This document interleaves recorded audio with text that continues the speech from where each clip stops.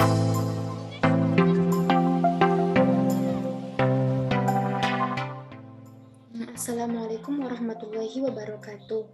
Perkenalkan, nama saya Marito Ramadhani Hasibuan, nomor BP 191111111031 dari jurusan Teknik Pertanian dan Biosistem Universitas Andalas. Di sini saya akan menjelaskan tentang tutorial pengerjaan langkah-langkah pada aplikasi SPSS 25.0 dengan data yang kita gunakan adalah jurnal. Baiklah, sebelum kita melaksanakan perhitungan pada aplikasi SPSS, langkah pertama kita lihat jurnal yang kita gunakan pada kali ini. Langsung saja kita lihat ke jurnalnya.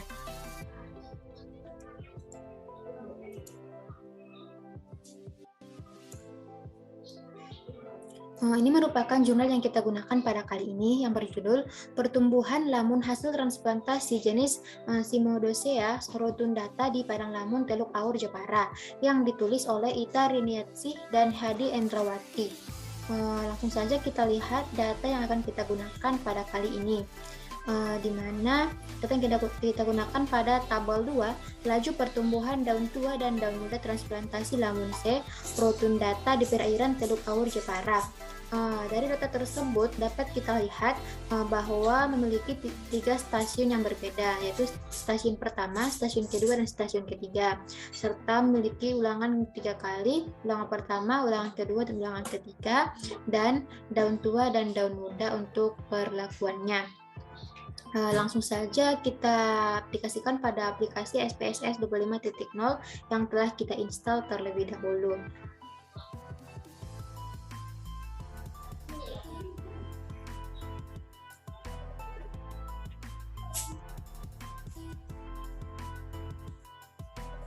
Ini merupakan tampilan awal dari aplikasi SPSS 25.0 yang telah kita install. Untuk langkah yang pertama, kita ke variabel view pada sebelah kiri bawah. Kita klik variabel view, kemudian akan muncul tampilan seperti berikut ini. Kemudian untuk name kita isikan yang pertama stasiun. Kemudian untuk yang kedua, laju pertumbuhan.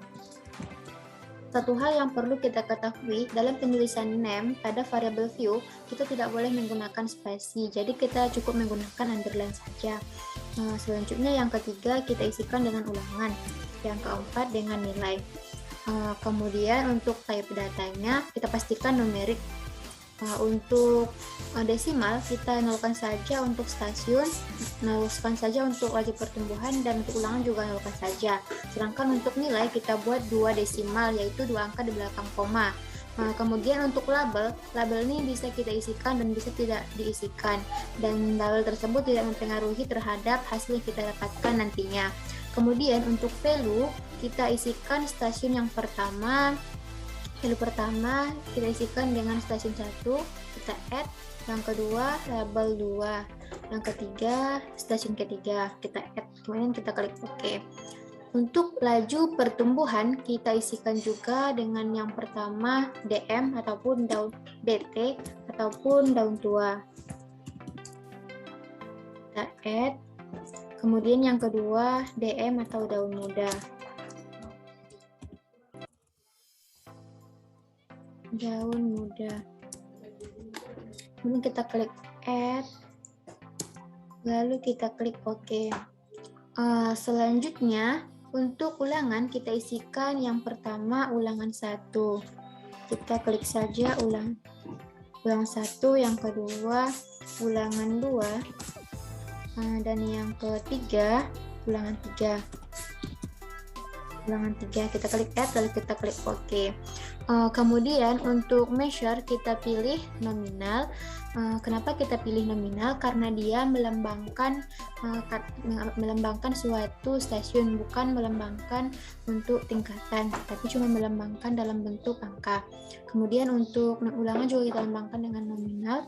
Untuk nilai kita pilih scale. Lanjut, kemudian kita klik data view pada sebelah kiri bawah. Maka tampilannya akan seperti ini. Ini merupakan tempat penginputan data kita setelah kita isikan pada variabel view tadi. Sebelumnya saya sudah menginputkan data pada aplikasi Microsoft Excel, jadi kita tinggal mengcopy pastekannya saja.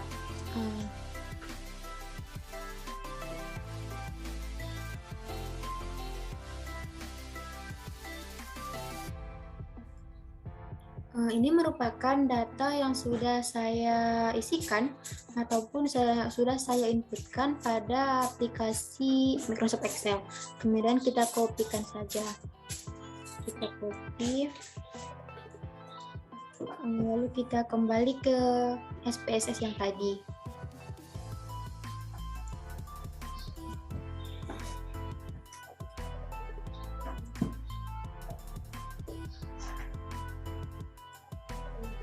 Langsung kita pastikan saja.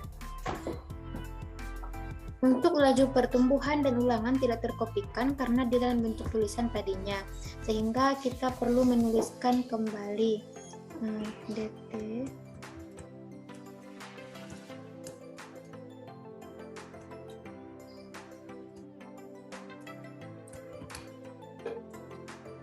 kemudian untuk ulangan kita isikan ulangan 1 sampai 6, ulangan 2, kemudian ulangan 3.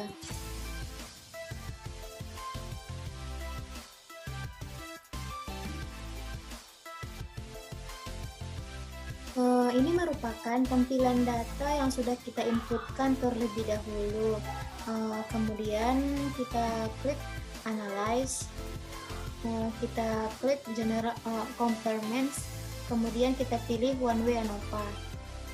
Selanjutnya, untuk stasiun kita pindahkan ke kolom faktor, kemudian untuk nilai kita pindahkan ke dependent list. Kenapa stasiun kita pindahkan ke kolom faktor? Karena yang menjadi faktor di sini adalah stasiun yang berbeda. Kemudian untuk nilai kita pindahkan karena ini merupakan variabel dependent atau variabel yang terikat. Selanjutnya kita klik post hoc. Kemudian kita klik uji dan kern, kita klik continue, habis itu kita pilih option, pilih descriptive, kemudian homogeneity of variance test, kita klik continue. Nah selanjutnya kita klik OK. Ini merupakan hasil dari tampilan yang kita dapatkan tadi. Dari sini kita lihat nilai deskriptif, nilai N untuk stasiun pertama sebesar 6, stasiun kedua 6, stasiun ketiga 6, sehingga total dari N berjumlah 18. Kemudian nilai min atau rata-rata dari stasiun pertama sebesar 1,9100, stasiun kedua sebesar 1,7450, stasiun ketiga sebesar 2,8867 dan totalnya 2,1806. Kemudian kita lihat tabel test of homogeneity of variance. Di sini kita melihat nilai dari signifikan berjumlah 0,0 untuk semua data yang diperoleh. Kita ke interpretasi.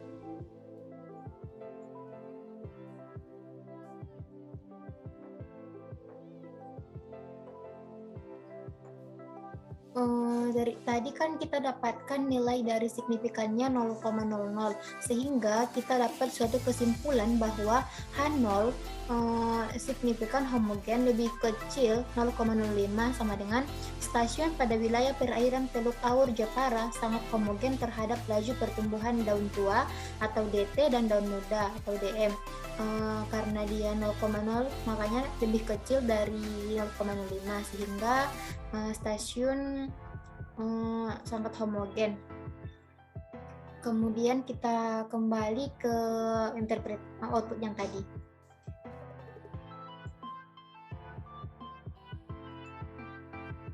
Dari selanjutnya kita lihat nilai dari ANOVA. Gimana dari ANOVA tersebut kita lihat nilai dari JKP atau JK perlakuan sebesar 4,569, JK galat atau jumlah kuadrat galat sebesar 5,855 dan JKT ataupun jumlah kuadrat total sebesar 10,424. Kemudian untuk DB perlakuan sebesar 2, DB galatnya 15 dan DB totalnya 17. Kemudian untuk nilai F hitung sebesar 5,852. Di sini kita dapat nilai F hitung 5,852. Kemudian kita bandingkan dengan F tabel.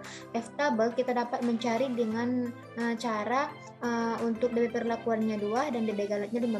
Mari kita lihat nilai dari F tabel.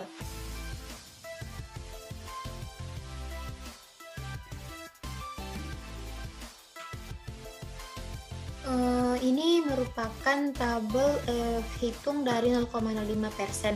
Nah, kita lihat DB perlakuannya 2, kita tarik ke kanan sebesar 2, kemudian ke bawah 15 dengan DB galet.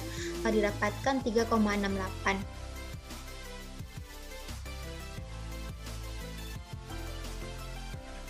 Tadi kita dapatkan untuk nilai F tabel sebesar 3,68, sedangkan F hitung kita sebesar 5,852, yang artinya dapat ditarik suatu kesimpulan tolak H0 dan terima H1, sehingga kita bisa melihat pada interpretasi.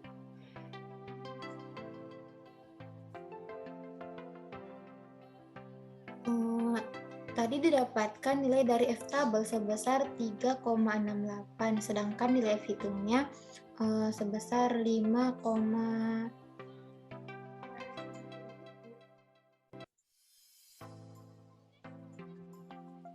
tadi didapatkan nilai F hitungnya sebesar 3,68, sedangkan tadi didapatkan nilai F tabel sebesar 3,68 dan nilai F hitungnya sebesar 5,852, sehingga didapatkan suatu kesimpulan bahwa H0 F hitung lebih besar dari F tabel, yang menyatakan terdapat hubungan antara wilayah perairan Teluk Awur Jepara terhadap laju pertumbuhan daun tua atau DT dan daun muda atau DM. Kemudian kita kembali ke output yang didapatkan.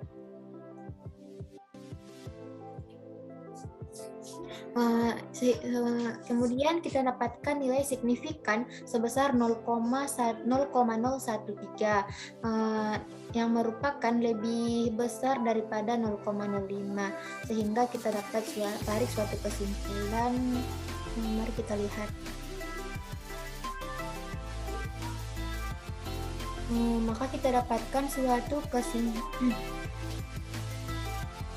Tadi kan kita dapatkan nilai signifikannya 0,013, sehingga kita dapatkan suatu kesimpulan H0 signifikan lebih kecil dari 0,05.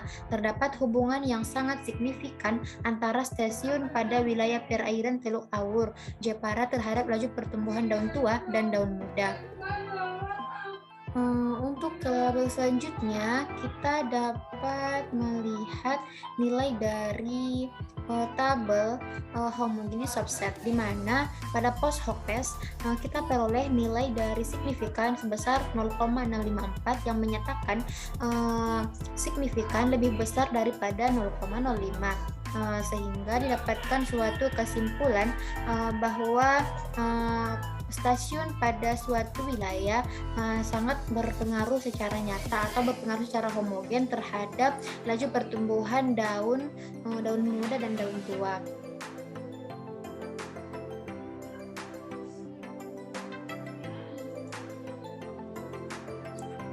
Mungkin cukup sekian penjelasan dari saya. Kurang dan lebihnya saya mohon maaf.